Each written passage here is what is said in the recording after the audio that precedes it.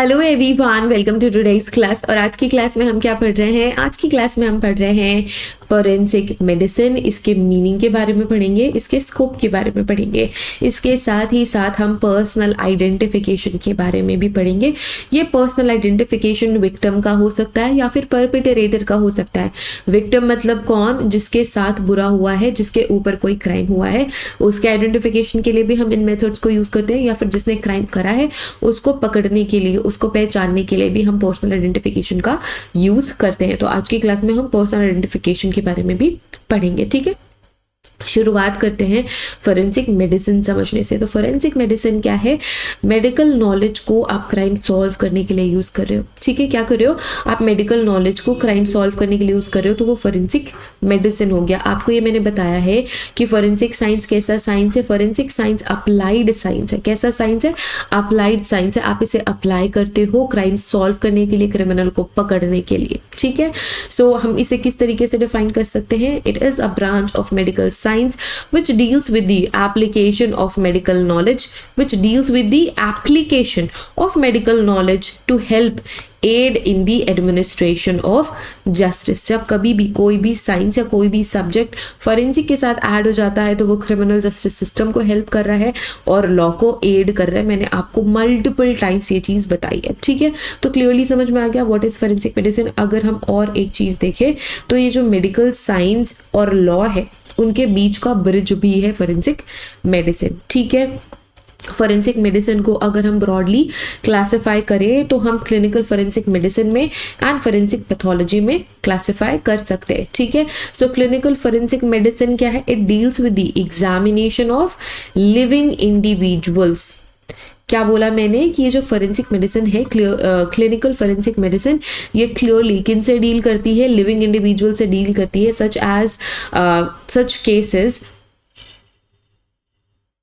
as the cases of sexual offenses, wound certificate, age estimation,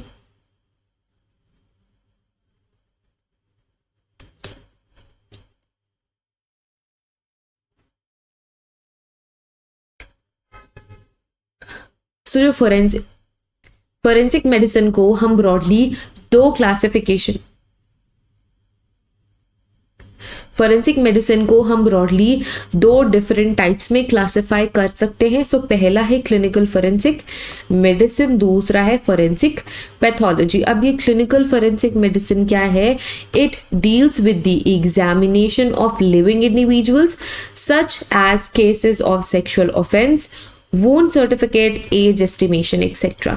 ठीक है, सो जो clinical forensic medicine है वो लिविंग इंडिविजुअल से रिलेटेड है। वो ऐसा इंसान जो अभी जिंदा है, उसको चोट किस तरीके से लगी? अगर चोट लगी है तो ठीक है, अगर उसके साथ कोई ऑफेंस हुआ है तो रियल कॉज ऑफ ऑफेंस, मतलब real method of offence. Cause का मतलब यही है कि अगर कोई भी इंजरी हुई है तो किस वजह से हुई है, किस तरीके के वेपन से हुई है, ये सारी चीज़ें हम फॉरेंसिक मेडिसिन में जानते हैं, क्लिनिकल फॉरेंसिक मेडिसिन में। ठीक है, फॉरेंसिक पैथोलॉजी क्या है? Deals with the interpretation of autopsy finding. तो बेसिकली आप ये बोल सकते हो कि अगर कोई पर्सन डेड है, ठीक है, तो वो फोरेंसिक पैथोलॉजी में डिस्कस करते हैं हम, मतलब ऑटोप्सी फाइंडिंग। ऑटोप्सी को हम पोस्टमार्टम भी बोलते हैं। पोस्टमार्टम वर्ड बहुत ज़्यादा कॉमन है, आप सभी ने सुना ही होगा। डेथ के बाद जो एग्जामिनेशन, जो बॉडी एग्जामिनेशन होती है उसे हम पोस्टमार्टम या ऑटोप्सी कहते हैं। तो ऑटोप्सी में क्या क्या चीज़ें पाई गई उसे हम कहते हैं ऑटोप्सी फाइंडिंग्स। तो फॉरेंसिक पैथोलॉजी में आप ऑटोप्सी फाइंडिंग्स पे बात करते हो।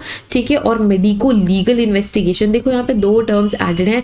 पहला है मेडिको, दूसरा वर्ड है लीगल। ठीक है, medico legal investigation of a death person. जब कभी भी किसी भी पर्सन की ऐसी डेथ होती है जिसके पीछे क्वेश्चन है ना, मतलब लोगों को शक है कि ये नॉर्मल नहीं है ना, जब कभी भी नॉर्मल कॉज ऑफ डेथ नहीं होती है तो पोस्टमार्टम एग्जामिनेशन होता है या मेडिको लीगल एग्जामिनेशन होता है। मतलब अगर फैमिली ने ये बोला है कि हमें शक है कि ये जो डेथ है नॉर्मल नहीं है, तो पुलिस इन्वेस्टिगेशन होगा, मेडिको लीगल इन्वेस्टिगेशन होगा। इसमें जो बॉडी है वो जाएगी पोस्टमार्टम के लिए। पोस्टमार्टम फाइंडिंग में हमें रियल कॉज ऑफ डेथ पता चलेगा। अगर नेचुरल कॉजेज हैं तो ये पता लग जाता है कि नेचुरल कॉजेज से डेथ हुई। अगर अननेचुरल कॉजेस हैं, मतलब अगर उसे पॉइजन दिया गया है या फिर उसे कोई मेडिसिन दी गई है या फिर उसके साथ जोर जबरदस्ती हुई है या फिर मार पिटाई हुई है ना, जो चीज़ विजिबल नहीं है तो ये सारी चीज़ें आपको फोरेंसिक पैथोलॉजिकल एग्जामिनेशन में, पोस्टमार्टम एग्जामिनेशन में या ऑटोप्सी फाइंडिंग में पता चल जाता है, ठीक है। सो ये जो फोरेंसिक पैथोलॉजी है बहुत ही ज़्यादा क्लोजली कनेक्टेड है आपके लॉ से। इसी वजह से हम इसे मेडिको लीगल इन्वेस्टिगेशन बोलते हैं, मतलब लीगल कॉजेज की वजह से इन्वेस्टिगेशन हो रहा है। वरना नॉर्मली हमारे घर में अगर किसी बड़े बूढ़े की डेथ हो जाती है तब ऑटोप्सी नहीं होती है ना, तब मेडिको लीगल कोई इन्वेस्टिगेशन नहीं होता है। जब कभी भी कोई क्वेश्चन लग जाता है या फिर कोई डाउट आ जाता है या फिर घर वालों को या किसी को भी ऐसा लगता है कि अननेचुरल कॉजेज से डेथ हुई है, टाइम से पहले डेथ हुई है, तो वो रिक्वेस्ट कर सकते हैं। या फिर कोई क्रिमिनल ऑफेंस हुआ है तो उसमें तो पोस्टमार्टम एग्जामिनेशन होता ही होता है, ठीक है। Talking about forensic medical jurisprudence, talking about medical jurisprudence, so medical jurisprudence क्या है? It deals with the legal responsibilities, ठीक है। It deals with the legal responsibilities of the physician with reference to those arising from the physician patient relationship such as medical negligence, consent, right and duties of the doctor, serious professional misconduct etc. अब ये medical jurisprudence क्या है? देखो जो jurisprudence है again it is related with law, पर ये कौन सा लॉ है? ये लॉ है डॉक्टर्स के लिए, है ना। जो फिजिशियन है, जो डॉक्टर है, जो मेडिको लीगल एक्सपर्ट है, उसके लिए ये सारे के सारे लॉज है, मतलब ये नियम उनके लिए है। ये रिलेटेड है फिजिशियन पेशेंट रिलेशनशिप से, कि मतलब किसी फिजिशियन का, डॉक्टर का पेशेंट के साथ कैसा रिलेशनशिप रहना चाहिए। आपने बहुत बार सुना होगा कि डॉक्टर्स क्या करते हैं, जबरदस्ती पैसे बनाने के चक्कर में जबरदस्ती ऑपरेशन कर देते हैं, ज्यादा इलाज कर देते हैं, जो इलाज की जरूरत नहीं है वो इलाज भी कर देते हैं। तो ये सारी चीजें क्या है? ये सारी चीजें इलीगल है और इस तरीके की एक्टिविटी मेडिकल ज्यूरिस्प्रूडेंस के अंदर आती है ना। सो फिजिशियन का पेशेंट के साथ रिलेशनशिप कैसा है, एक फिजिशियन का दूसरे फिजिशियन के साथ रिलेशनशिप कैसा है, ये सारी चीजें मेडिकल ज्यूरिस्प्रूडेंस के अंदर आती है। मेडिकल नेग्लिजेंस की बात आपने सुनी होगी, आपने ये भी सुना होगा कि भाई ये जो हॉस्पिटल वाले थे इन्होंने हमारे फैमिली मेंबर पे ध्यान नहीं दिया, इस वजह से उसकी डेथ हो गई, है ना। या फिर उन्होंने कोई ऐसी इलीगल प्रैक्टिस करी जिसकी वजह से उसकी डेथ हो गई। एक छोटा सा केस पे बताती हूँ, मैंने कुछ टाइम पहले पढ़ा था कि बेड्स थे, हॉस्पिटल बेड्स थे, उसमें लाइन से सारे के सारे सीरियस पेशेंट लेटे हुए थे। उसमें से आई थिंक बेड नंबर 9 की डेथ हो गई थी और नर्स ने जाके वार्ड बॉयज को बोला कि जो बेड नंबर 9 में इंडिविजुअल है उसकी डेथ हो गई, उसकी बॉडी को आप वहाँ से मूव कर दो। तो वो जो वार्ड बॉयज थे वो आए और जो बेड नंबर 10 में था, जो सीरियस था, उनको लगा उसकी डेथ हो चुकी है और उन्होंने सारे मेडिकल सपोर्ट हटा दिए, ऑक्सीजन हटा दिया, सब कुछ मॉनिटर वगैरह हटा दिया और उसे बिल्कुल पैक कर दिया डेड बॉडी समझकर, और इसकी वजह से उस इंसान की डेथ हो गई। वो जिंदा था लेकिन ये प्रैक्टिस की वजह से उस इंसान की डेथ हो गई।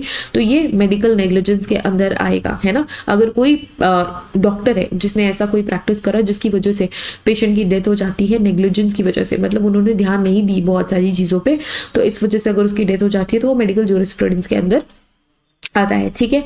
सीरियस प्रोफेशनल मिसकंडक्ट आपने कई बार ही सुना होगा। आपने एक डॉक्टर का केस सुना होगा, काफी पुराना केस है बट बहुत ज्यादा फेमस है, कि वो डॉक्टर क्या करता था, ऑर्गन्स निकाल के बेचने लगा था और वो लोगों को मार देता था। एंड ज्यादातर पहले की बात है तो बहुत ज्यादा ये ओपन नहीं हुआ और इस तरीके की प्रैक्टिसेस वो करता रहा। तो ये सब कुछ मेडिकल ज्यूरिस्प्रूडेंस के अंदर आएगा। अच्छा, जो कोई डॉक्टर है वो अगर कोई सीरियस ऑफेंस कर देता है, कोई सीरियस क्रिमिनल ऑफेंस कर देता है, तब तो उसका मेडिकल ज्यूरिस्प्रूडेंस से हटके जो हमारा मेन लॉ है उसके अंदर वो आ जाता है। जो अभी न्यू लॉज आ गए हैं जैसे कि भारतीय साक्ष्य संहिता, भारतीय सुरक्षा अधिनियम एक्सेट्रा एक्सेट्रा, तो ये सारी चीज़ें लागू हो जाती है। बट मेडिकल ज्यूरिस्प्रूडेंस ये सारे के सारे फैक्टर्स को डील करता है, ठीक है। It deals with the law which govern the practice of medicine, ये उस लॉ को गवर्न करता है जो मेडिकल प्रैक्टिस के लिए आपको एथिक्स बताती है, अपने रोल्स बताती है। Hence any violation of said relating medical practice will attract penal action. Penal action मतलब क्या? सजा देने वाला, है ना। Punishment against a doctor as per the provision of IPC, मतलब इंडियन पीनल कोड। पहले इंडियन पीनल कोड था, अब ये चेंज होके न्यू लॉ आईपीसी कन्वर्ट होके बीएनएस बन चुका है, मतलब भारतीय न्याय संहिता, ठीक है। सो अब इनके थ्रू सजाएं मिल रहे हैं। Next we have medical ethics and etiquette. So medical ethics deals with the moral principle which should guide the members of medical profession in their dealing with each other, their patients and the state. ठीक है, medical etiquette deal with the conventional law of the courtesy observed between the members of medical profession, ठीक है। So medical profession का आपस के बीच में किस तरीके का कर्टेसी होना चाहिए, किस तरीके का एटिकेट होना चाहिए, एटीट्यूड होना चाहिए, ये सारी चीज़ें मेडिकल एटिकेट के अंदर आती है। मेडिकल एथिक्स, ये वो सारे के सारे उसूल होते हैं, अगर कोई मेडिकल प्रोफेशन एंटर करता है तो वो कसम खाता है कि वो मेडिकल एथिक्स को फॉलो करेगा। कुछ एथिक्स होते हैं जो कि उन्हें फॉलो करने होते हैं। Next we have scope of forensic medicine. So scope क्या है फोरेंसिक मेडिसिन का? It deals almost entirely with the crime against human beings. So जो भी criminal offense होते हैं against human beings उससे deal करता है। In present day almost all offenses against human body required a medical opinion in order to deliver justice. आपने ये सुना होगा कि हाँ, अगर हम किसी क्रिमिनल को भी पकड़ते हैं तो भी उसका मेडिकल एग्जामिनेशन होता है, अगर हम किसी विक्टिम को रिसीव करते हैं तो भी उसका मेडिकल एग्जामिनेशन होता है, ताकि ये पता चले कि ग्रेविटी क्या है क्राइम की, है ना। अगर लेट्स से कोई नॉर्मल घर के वायलेंस का केस है, ठीक है, पति अपनी पत्नी को बहुत ज़्यादा मारता है, उसने डोमेस्टिक वायलेंस का केस लगा दिया, तो उसके बाद उसका मेडिकल एग्जामिनेशन होगा, मतलब मेडिकल एग्जामिनेशन विक्टिम का होगा, उस फीमेल का होगा, उसकी वाइफ का होगा, ताकि ये पता चल सके कि कितनी बुरी इंजरीज उसकी बॉडी में है। और ये भी पता चल जाता है कि कौन सी इंजरीज फ्रेश है, कौन सी पुरानी है, कौन सी कितने दिन पुरानी है। अगर वो क्लेम करे कि मुझे पिछले 6 महीने से ये मार रहा है तो मेडिकल एग्जामिनेशन से पता चल जाएगा कि कौन से वुंड्स फ्रेश हैं, कौन से वुंड्स पुराने हैं और कब से वो ये ट्रॉमा सह रही है। तो मेडिकल एग्जामिनेशन अब बहुत ज़्यादा इंपॉर्टेंट मेडिकल ओपिनियन हो गया है किसी भी तरीके के केस में, किसी भी तरीके की क्रिमिनल ऑफेंस जिसमें कोई भी पर्सन इन्वॉल्व है तो, ठीक है। और हम जो क्रिमिनल्स हैं, जो पर्पेट्रेटर है, उनका भी मेडिकल एग्जामिनेशन करते हैं ये चेक करने के लिए कि उन्होंने कोई ड्रग्स तो नहीं ली हुई है, अगर वो कोई नशे के आदी हैं, उन्होंने कोई नशा तो नहीं किया हुआ है, क्या वो अपने मेंटल वेलबींग में है या नहीं है, इन सभी चीज़ों को पता करने के लिए भी उनका मेडिकल एग्जामिनेशन होता है, ठीक है। It involves observation of facts, ये हम देखते हैं कि क्या क्या चीज़ें हम ऑब्जर्व कर सकते हैं। Collection of the evidence, medical evidence collect कर सकते हैं। Interpretation of the scene of crime, और उसके साथ ही साथ हम सीन ऑफ क्राइम को इंटरप्रेट कर सकते हैं according to medical evidence and observed facts. Next we have reconstruction of the event based on medical legal examination, और हम कई सारे इवेंट्स को रिकंस्ट्रक्ट कर सकते हैं on the basis of medical legal evidences, ठीक है। In case of sudden death, authorities will have to depend completely on medical witness in establishing cause of death. अगर किसी की sudden death हो जाती है तो completely हम dependent होते हैं मेडिको लीगल एग्जामिनर पे, मतलब वो डॉक्टर जो कि ऑटोप्सी करेगा, जिसने एग्जामिनेशन करी है, और वो एक मेडिको लीगल विटनेस भी होता है, क्योंकि जो मेडिकल नॉलेज है वो हर किसी को नहीं होती है, तो वो सिंप्लीफाई करने के लिए कोर्ट में आते हैं। जो मेडिकल विटनेस होते हैं, मेडिको लीगल विटनेस होते हैं, वो कोर्ट आते हैं और चीज़ों को सिंप्लीफाई करते हैं हम जैसे लोगों के लिए, ठीक है। Now identification is a method of determination of individuality और रिकॉग्निशन ऑफ अ पैटर्न, ठीक है। सो आइडेंटिफिकेशन हमें करना होता है विक्टिम्स का भी और परपिटरेटर्स का भी, ठीक है। कौन कौन से मेथड्स हम यूज करते हैं?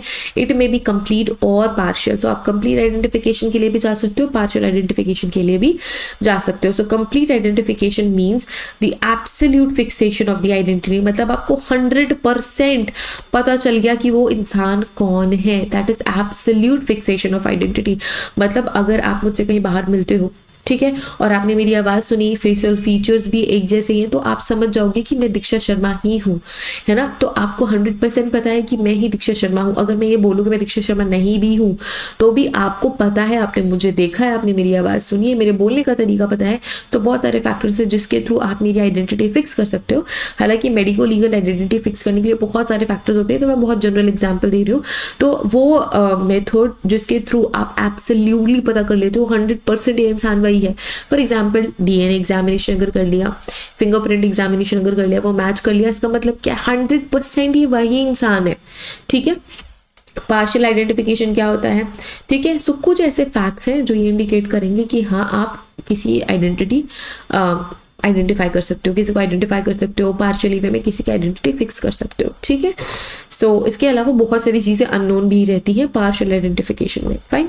सो it consist of a registration of an individual characteristics under following 4 heads. तो कौन कौन से 4 हेड्स है? सबसे पहले descriptive data, for example colour of hair, eyes, complexion, shape of nose, ears, chin, colour of iris etcetera, ठीक है। Next we have a bodily mark, for example moles, scars, tattoo marks etcetera. तो ये सारे के सारे बहुत ही excellent method होते हैं आइडेंटिटी फिक्स करने के लिए। अगर कोई मोल है, कोई स्कार है, कोई टैटू मार्क है, ठीक है।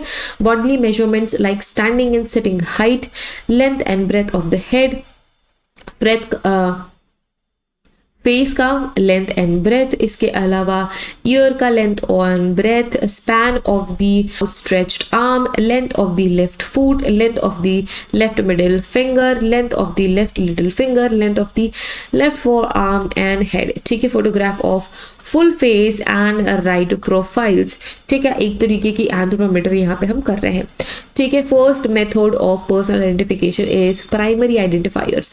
ये वो आइडेंटिफायर्स हैं जो आपकी फिक्स कर देते हैं आइडेंटिटी, एब्सोल्यूट आइडेंटिटी आपको प्रोवाइड करते हैं।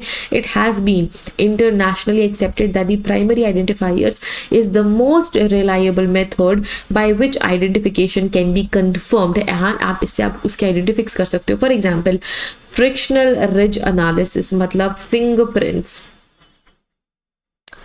फिंगरप्रिंट्स पूरी लाइफ कभी चेंज नहीं होते, किसी भी दो इंडिविजुअल के फिंगरप्रिंट्स सेम नहीं हो सकते। ये बहुत ही एक्सेलेंट फीचर होता है किसी को भी आइडेंटिफाई करने का, ठीक है। और अगर कोई छेड़छाड़ करता है अपनी फिंगरप्रिंट में, इवन अगर कोई सर्जरी भी करा रहा है, तो भी हम आइडेंटिफाई कर सकते हैं कि इस इंसान ने सर्जरी कराई है। अगर चोट लगी है, अगर किसी ने अपने फिंगरप्रिंट्स जला लिए हैं, तो वहाँ पे भी स्कार रह जाएगा, तो ये हमें पता लग जाएगा कि कुछ तो गड़बड़ है इस इंसान के साथ, ठीक है। Then we have forensic odontology. Again forensic odontology provides you the confirm identification, and then we have DNA. So DNA में आप एक चीज बस मेंशन करके चलते हो कि DNA सेम, सिर्फ और सिर्फ एक केस में दो इंसानों का DNA सेम हो सकता है, in case of twins. Twins के अलावा किसी भी दो जनों का DNA सेम नहीं होता है। और एक बहुत अच्छी खास बात यह है कि आप उनके पेरेंट्स को भी ट्रैक कर सकते हो, मतलब उस इंसान के माता पिता को भी आप आइडेंटिफाई कर सकते हो। तो DNA बहुत ज्यादा अच्छा एविडेंस होता है जो कि किसी पर्सन की आइडेंटिटी फिक्स कर देता है। फोरेंसिक ओडोंटोलॉजी, रिज एनालिसिस मतलब फिंगरप्रिंट्स, ठीक है। कि करके पढ़ेंगे इन सारे के सारे फैक्टर्स को जो प्राइमरी आइडेंटिफायर्स होते हैं। तो सबसे पहला फोरेंसिक रिज एनालिसिस, जिसको हम डेक्टाइलोस्कोपी भी कहते हैं। This is nothing but forensic science fingerprint examination. There are 3 reasons why frictional ridges analysis is a reliable indicator of the family. Ridge क्या होते हैं, यहाँ पे देखो आपको बैकग्राउंड में फिंगरप्रिंट दिख रहा होगा, ये जो लाइंस आपको रन होती हुई दिखते हैं, this is nothing but ridges. वो आपकी स्किन से थोड़ा सा उठा हुआ पोर्शन होता है जिसे हम रिज कहते हैं।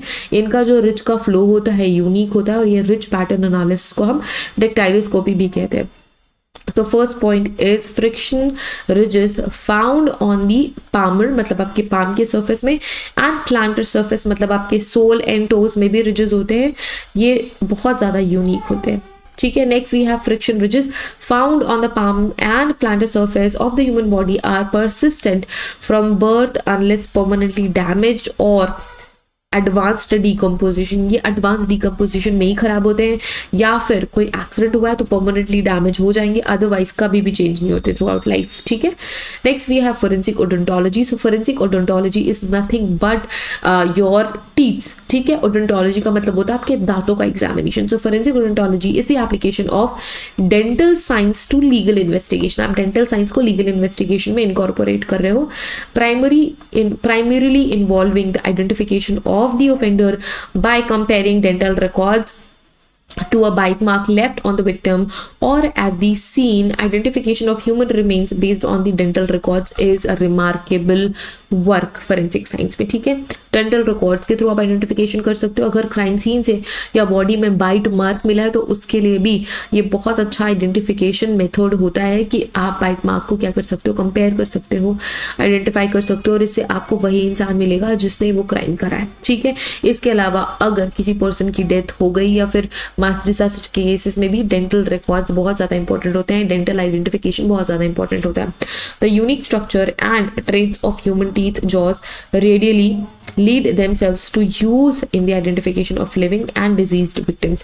So ये living victims के लिए भी बहुत ज़्यादा important है, diseased victim के लिए भी बहुत ज़्यादा important है, and perpetrator identification के लिए भी बहुत ज़्यादा important होता है। हर एक इंसान का जो dental feature होता है बहुत ज़्यादा unique होता है, जो हमारे teeth में striations होते हैं वो बहुत ज़्यादा unique होते हैं, जो हमारी ईटिंग एंड ड्रिंकिंग हैबिट्स के बारे में भी हमें बताते हैं। तो बहुत सारी चीज़ें दांतों से पता लग जाती है, ठीक है। Dental data can be recovered and recorded at the time of postmortem examination and compare to antemortem data. Postmortem का मतलब होता है आफ्टर डेथ एंड एंटीमार्टम का मतलब होता है बिफोर डेथ। तो पोस्टमार्टम में डेंटल रिकॉर्ड्स लिए जाते हैं एंड फिर अगर कोई एंटीमार्टम डाटा है उससे कंपैरिजन करा जाता है, ठीक है। तो इसके थ्रू भी आप क्या कर सकते हो, आइडेंटिफिकेशन कर सकते हो। Next we have DNA profiling and analysis.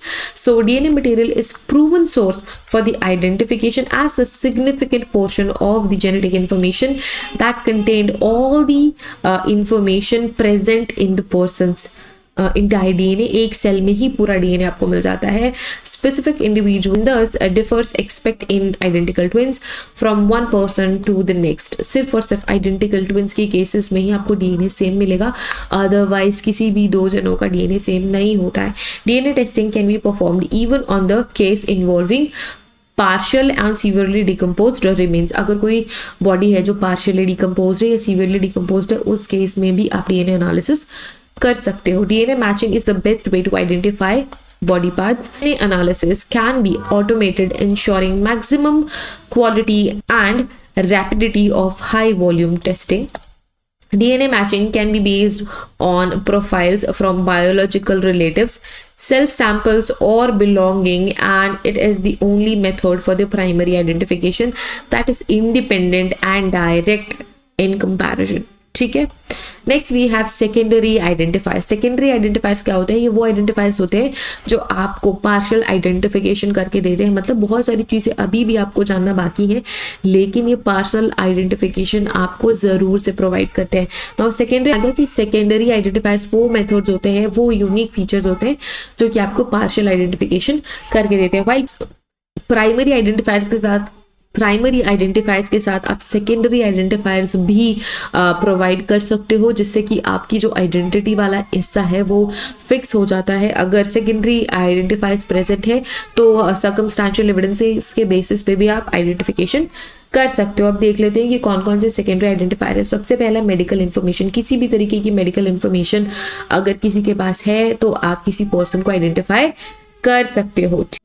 Okay, the medical information that is to be collected may be categorized in a number of different ways.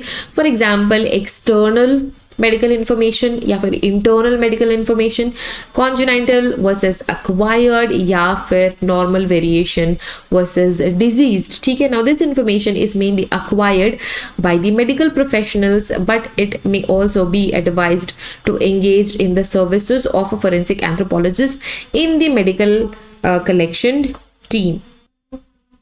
A personal description consists of basic data, for example, age, gender, height, ethnic affiliation, etc. will be present in that medical report. Medical findings such as कोई scar है क्या, कोई disease है क्या, या कोई surgical removal हुआ है क्या, ये सारी की सारी चीज़ें crucial information होती है। For example, ठीक है, bite mark मिला है बॉडी में, ठीक है, और बाइट मार्क में आप देख रहे हो कि कोई सर्जिकल इम्प्लांट है दांतों में, तो आपको ये पता लग रहा है कि जो भी परपेट्रेटर है उसका कभी ना कभी कोई माउथ सर्जरी हुई है या डेंटल सर्जरी हुई है, तो आप उस बेसिस पे भी उस पर्सन को आइडेंटिफाई कर सकते हो। ये सिर्फ और सिर्फ डेंटल एस्पेक्ट में रिलायबल नहीं है या फिर बाइट मार्क में रिलायबल नहीं है, हर एक एस्पेक्ट में आप इसे यूटिलाइज कर सकते हो, चाहे वो कोई भी डाटा हो आपके बॉडी का। कोई अगर करेक्शन हुआ है या कोई बॉडी सर्जिकल रिमूवल हुआ है या कोई सर्जिकल इम्प्लांट हुआ है, तो ये सारी चीज़ें इंपॉर्टेंट होती है। Next we have pathology. So जितने भी पैथोलॉजिकल फीचर्स होते हैं वो सारी चीज़ें इसमें इंक्लूडेड होती है। Then we have anthropology. So anthropology में बेसिकली आप हाइट के बेसिस पे, बोन एनालिसिस के बेसिस पे, स्कल एनालिसिस के बेसिस पे पर्सनल आइडेंटिफिकेशन करते हो, ठीक है। And then we have articles, evidence and clothing. So कोई एविडेंस कुछ भी हो सकता है, कोई भी आर्टिकल हो सकता है, कोई भी क्लोथिंग पीस हो सकता है जो आपको पार्शियल आइडेंटिटी प्रोवाइड करते हैं। ये सारी चीज़ें आपको पार्शियल आइडेंटिटी ही प्रोवाइड करने का काम करती है। तो जो सेकेंडरी आइडेंटिफायर्स होते हैं वो ऐसे आइडेंटिफायर्स होते हैं जो आपको कंप्लीट आइडेंटिफिकेशन करके नहीं देते, सिर्फ और सिर्फ पार्शियल आइडेंटिफिकेशन करके देते हैं, और इनके साथ साथ आपको सर्कमस्टेंशियल एविडेंसेस की ज़रूरत होती है to fix identity of a person, चाहे वो विक्टिम हो चाहे वो परपेट्रेटर हो। ठीक है, आपको ये सारी चीज़ें ध्यान में रखनी है कि कौन कौन से सेकेंडरी आइडेंटिफायर्स है, कौन कौन से प्राइमरी आइडेंटिफायर्स हैं, इससे ज़्यादा आपको इसमें ध्यान नहीं रखना है। हाँ, प्राइमरी आइडेंटिफायर्स आपको ज़रूर अच्छे से पता होने चाहिए, fingerprints, DNA and dental records etcetera. ठीक है, and forensic medicine I hope आपको समझ में आ गया होगा। So thank you so much everyone for watching this class. See you guys in the next class to cover all the leftover topics. See you guys, bye bye.